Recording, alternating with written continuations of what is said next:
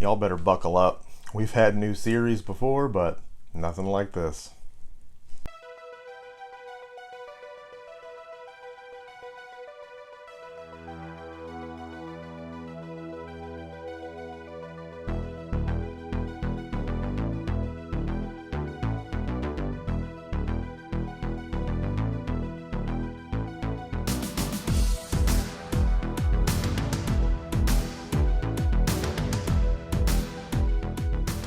Greetings everyone, Emceemur here, and it's time for a brand new series. Yeah. A quest to collect comic books. That's right. And I've been out of this game for like over 20 years now, but the bug has bitten me and I'm getting back in. And we're not just going to jump in willy-nilly. This is going to be a calculated and specified endeavor. There's going to be some structure to what we do here. It's going to be informative, fun. It's going to be one heck of an adventure. I've had this on the brain for a while now, and I had to figure out what the first step was.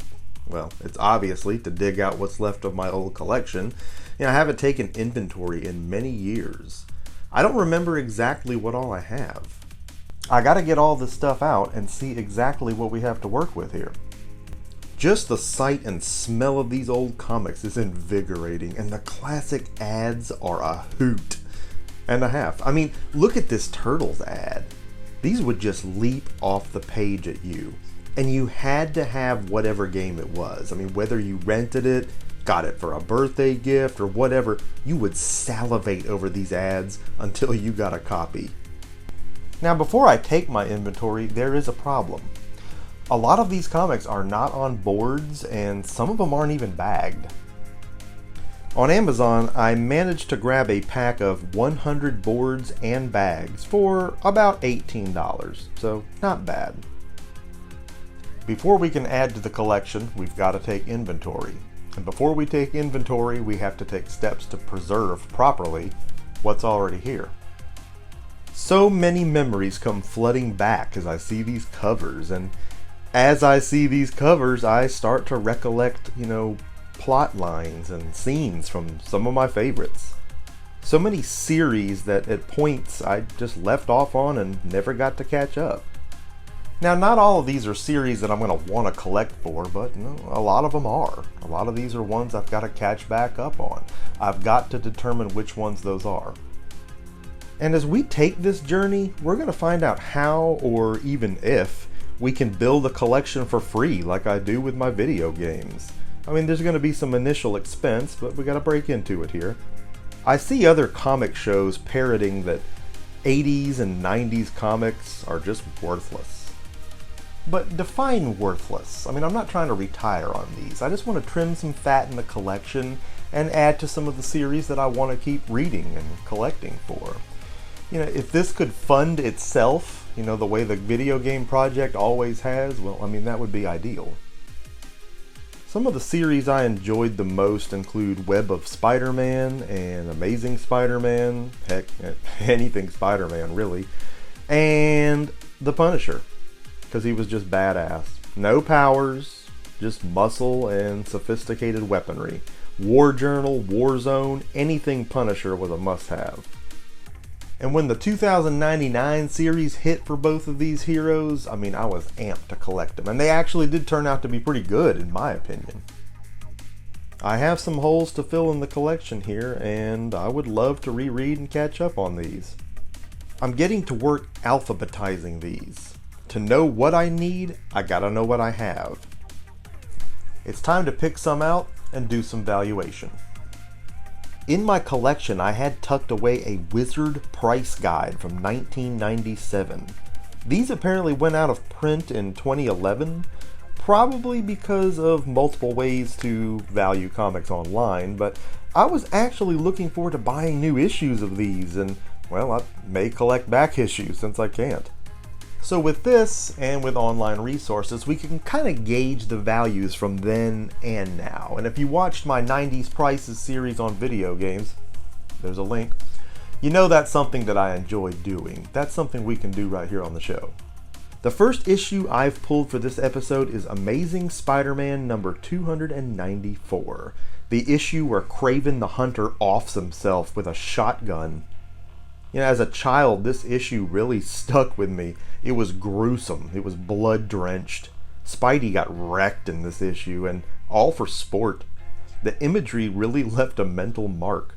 Craven's death was unforgettable. Dude even had a casket ready. So I'm looking this up in the 97 Wizard mag, and sure enough, it's in here. Amazing Spider-Man 294 is listed here at $10. Now that's assuming it's in great condition, and these comics have all been read a lot and have been boxed up, off and on over, 30 plus years. There's going to be some condition issues. We're logging into comicspriceguide.com right now to get a look at some numbers. This site is easy to use, and you can add specific issues to your collection on the site, which will give you a cumulative valuation, and this will help you out as far as a shopping list too, so you won't forget what you've already got. Scoping the values here, if this issue were mint, it'd be a $35 comic book. So again, define worthless. But now the value nosedives from there. That's the problem. Until I define what these ratings encompass, I won't know exactly where I stand. But if I had to guess, I'd say this comic book's probably only worth about $2 or $3 based on the wear. I pulled up a comic grading tutorial online to read up on what the numbers actually suggest about our condition.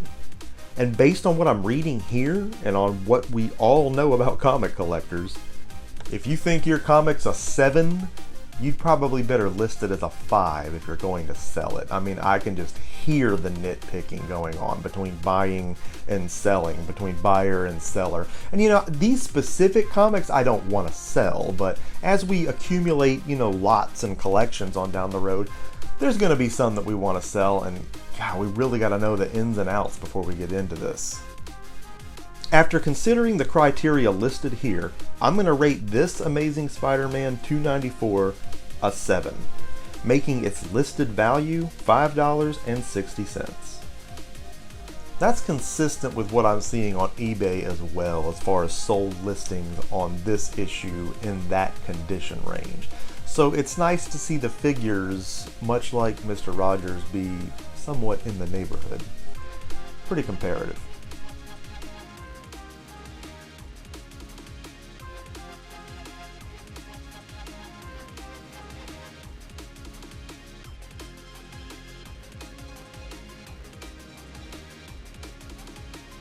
The next one I wanted to look at was Punisher number 9.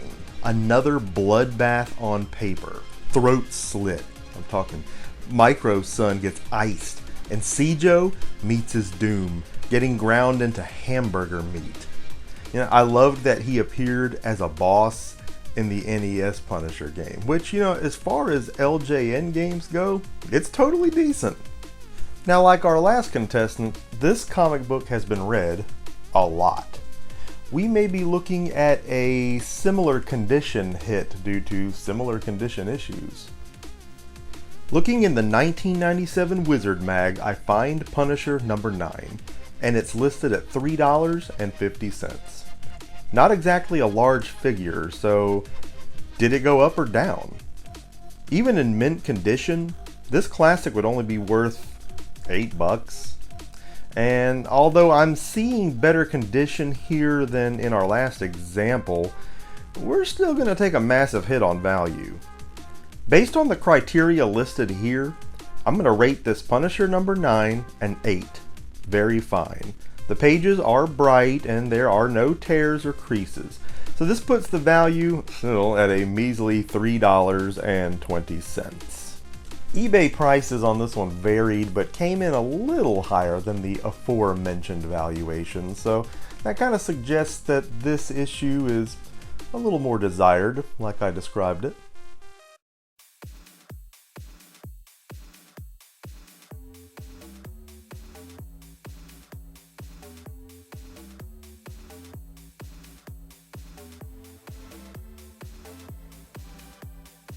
Last pick for this episode is Superman 123, or 123B as they have it listed to differentiate it from other 123s in the other Superman series.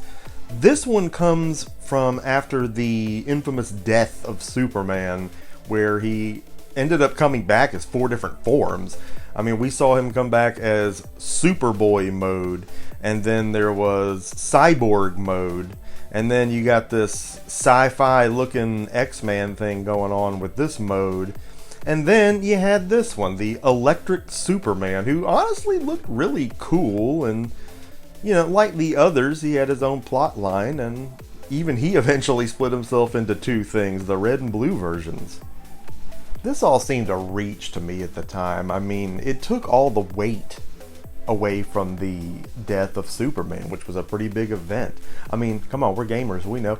What's a death if you can just respawn? And that's pretty much what he did. So I don't know. I didn't have as much interest in it then. It kind of cheapened the whole event for me. Not that I wanted him to die, but you get what I'm saying. But you know, since then, I've always wondered where they went with all those different plot lines.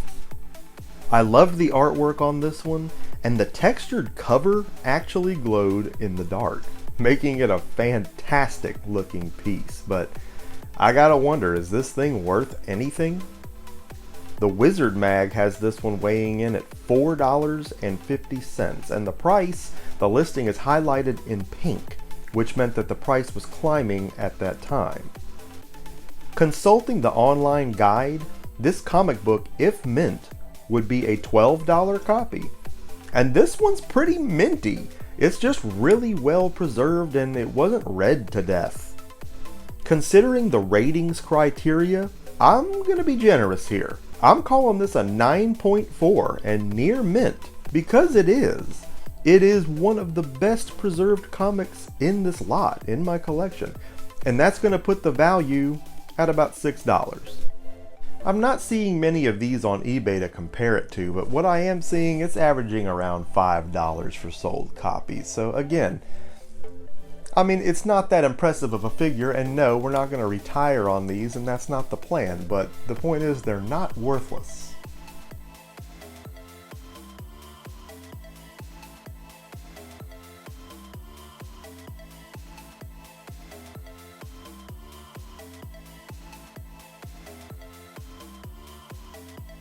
We're just getting started with this. I mean, we just had to get our feet wet, and now they are. You know, we've taken a look at what we have.